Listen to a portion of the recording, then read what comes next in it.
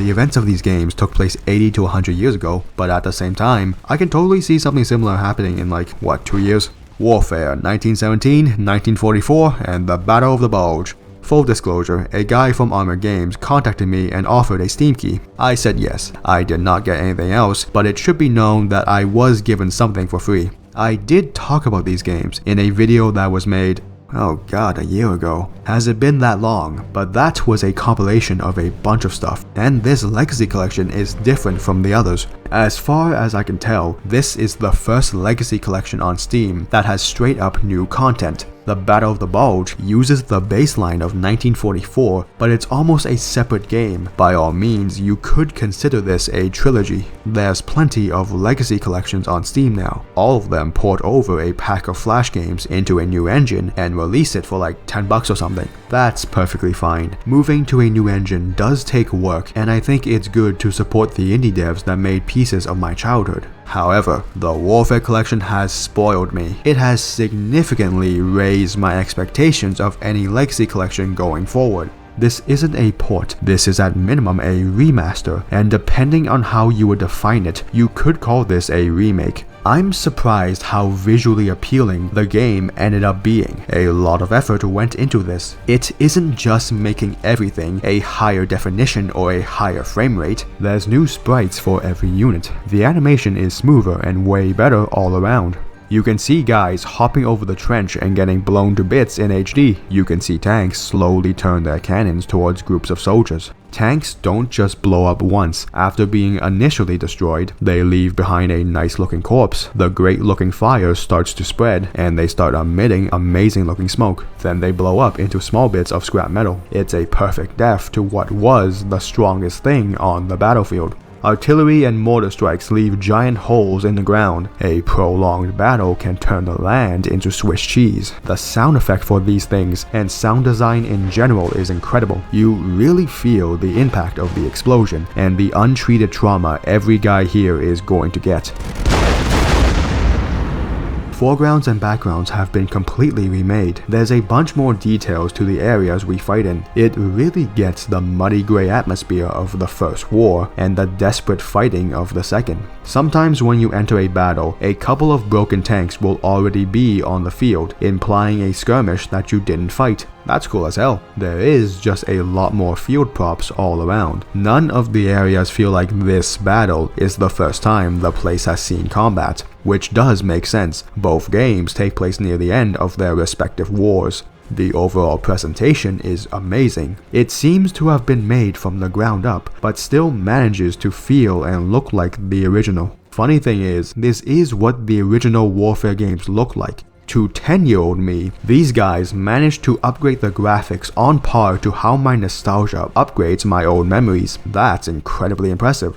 The only reason I hesitate to call this collection a remake is that the gameplay itself has barely been changed. I think that's perfectly fine. The gameplay doesn't need to be changed, and we basically got a third game. There are some minor changes. You get way more EXP here. Like, I wasn't that far from maxing out all skills. It does feel a slight bit easier because of this, but this was never the type of game where difficulty was a big part of its appeal. Besides that, in 1944, the planes you call in seem to arrive faster. Yeah, that's about all the gameplay changes. There's a bit more voice acting in random parts, and each game has a new tutorial video to kick things off. The battlefield has slowed to a crawl between trench lines. It's neat, but I don't think it's needed. Both Warfare games are incredibly intuitive to play. It all just naturally clicked into place. You win by either getting your troops to the other side, or kill enough enemies that morale plummets and they surrender. Warfare 1917 is based around the struggles of trench combat, a singular large battlefield with a mess of barbed wires, landmines, and of course, trenches. Artillery constantly rains down from the sky, and men are thrown into meat grinder after meat grinder. You have 6 classes of units. Riflemen and assault squads are decent all-rounders and come in large groups. Machine gunners and snipers come in squads of 2 and 1 respectively and are best left at defense. The field officer buffs other units, and the landship cannot be killed except via supporting fire or a different landship. Of the units, only 3 squads can fit in a trench. If a 4th squad comes along, they will be forced out into no man's land. So technically, the same trench that can hold 18 riflemen can only hold a max of 3 snipers. I get it, sniper mains smell bad, and 4 of them in a trench would be the equivalent of a gas attack. Like trench warfare in real life, the battlefield is often locked into a stalemate until someone gets one lucky shot.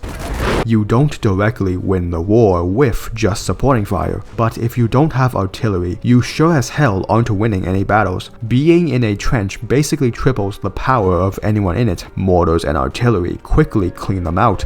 Mortars are objectively weaker, but you want to use both because there isn't a resource system in 1917. It operates on cooldowns. The troops share a cooldown, but the supporting fire doesn't, so if you aren't spamming them, you are losing. We later get the not a war crime yet gas attack, which are much more effective at clearing out trenches as they are harder to miss with. Landships get introduced shortly after, and they're apparently ventilated. Pray for a good artillery strike, or use the anti-tank support. It's self-explanatory what anti-tank does, but I was never really sure what exactly this is. I'm pretty sure guided missiles did not exist at this time, but that's what my brain goes to when seeing this. The game is the definition of a tug-of-war battle. The fight could swing radically into one's favor with a couple of lucky shots, only to swing back into the other's favor with a few unlucky hits. The soldiers sharing a cooldown has a heavy influence on your playstyle. You always send the landship first since it has the longest prep time, but after that, the best choice is almost always riflemen or assault squad.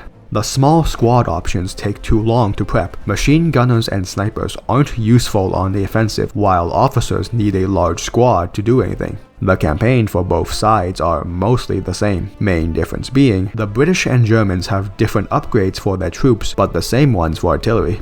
All in all, it's a simplistic system of battle, throwing each other's men into meat grinders and hoping for a lucky shot. In other words, the game is an incredibly faithful adaptation of World War I.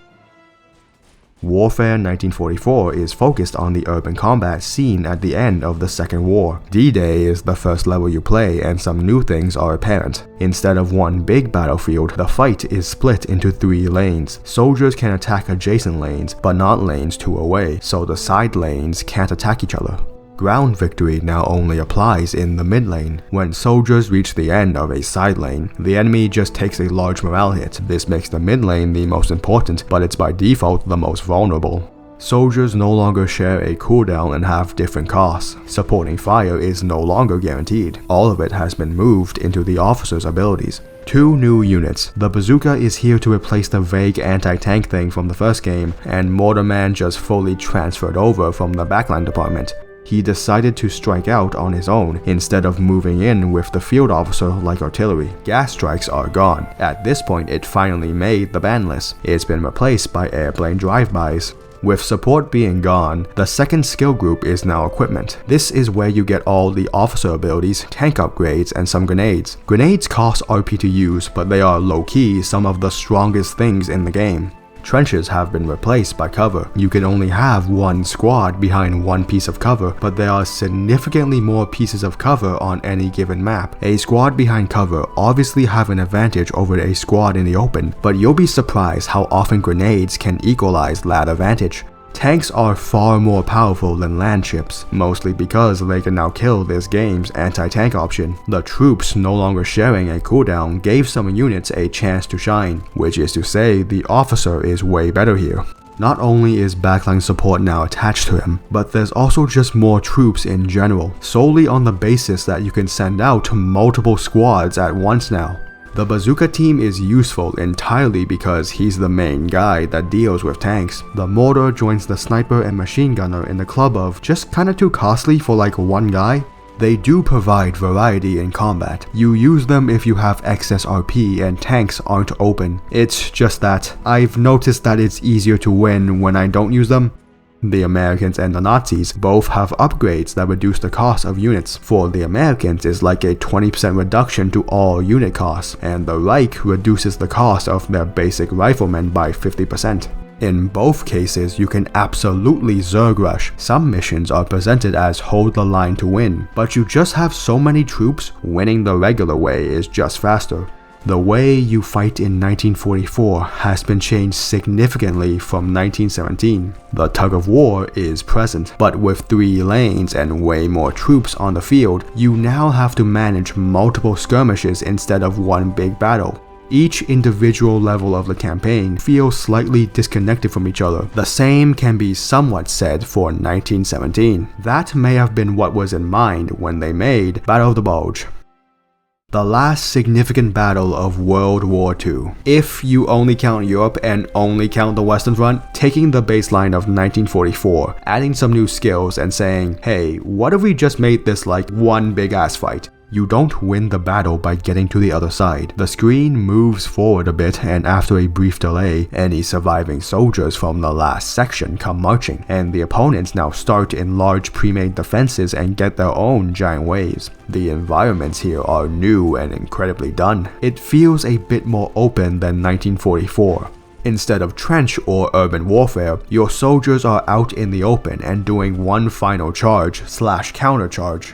The German campaign is first, doing one last human blitzkrieg for the hell of it. The Bulge reaches its tip and is mildly successful for like 25 minutes. Then you play as the Americans, pushing back the Bulge just as fast as it was pushed forward, I assume by splashing ice water on it. This is a neat way to make both campaigns canon. We know the Reich will get their asses kicked, so part 1 lets us play them in the brief moment where the boot hasn't made contact yet, and in part 2 we play as the boot in motion. It's an amazing addition to the package. If they wanted to do more in the series, they could just do other famous battles with this format.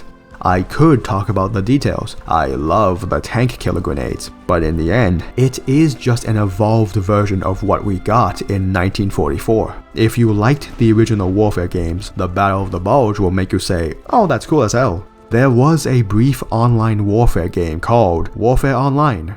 It's offline now. I've never played it. It seems to have been about modern combat. Con Artist Studios is still going. This collection is their latest release, made with the help of a small studio, the Electric Toy Company, and Armor Games acted as publisher.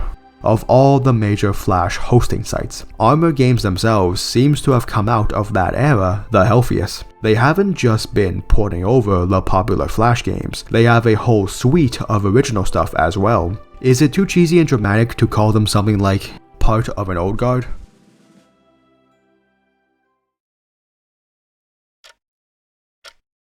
Up. Next, I kill some gummy bears.